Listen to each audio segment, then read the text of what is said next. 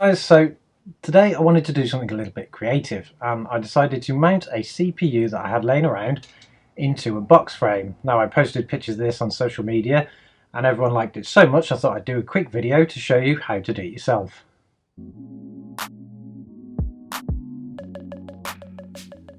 So, a bit of a backstory. I decided to do a build a while ago which involved a retro gaming PC, and I picked up an Asus P5NE SLI motherboard as well as an Intel Core 2 Quad Q6600.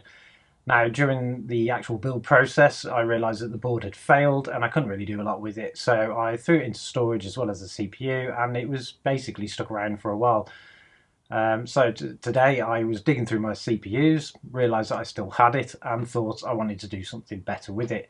Now, still having the failed motherboard, I thought, why not actually use the socket itself on the motherboard to mount the processor into something like a box frame, and that's exactly what I did.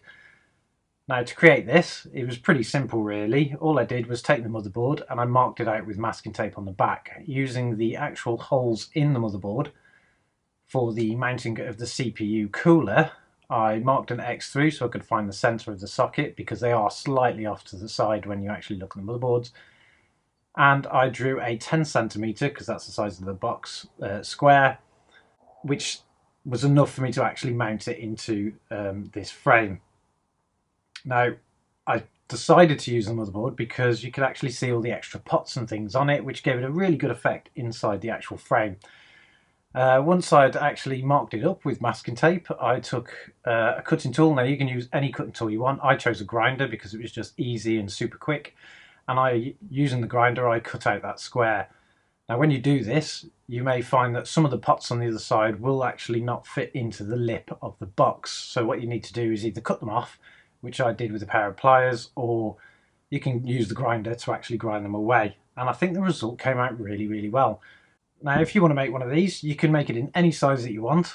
All you need to do is pretty much cut the motherboard, as I showed you in the extra videos. Make sure that it's right size to go in, and then you simply just fit the back onto it, push it in and push your clips down.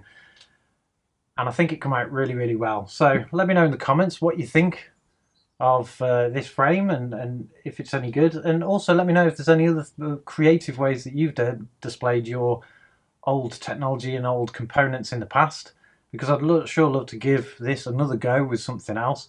But for now, this will give me a great opportunity to be able to put this somewhere in the lab, either on the wall or on a shelf, and I'll be able to look at it all the time in its more element because it's on the motherboard. And also allows me to reuse the processor later because it's really well protected in its own socket, obviously. So make sure you give me a like on this video if you like this small tutorial. Give the channel a subscribe so that you can see more of these kind of projects going forward if this is the kind of thing you're interested in. And I'll see you again soon.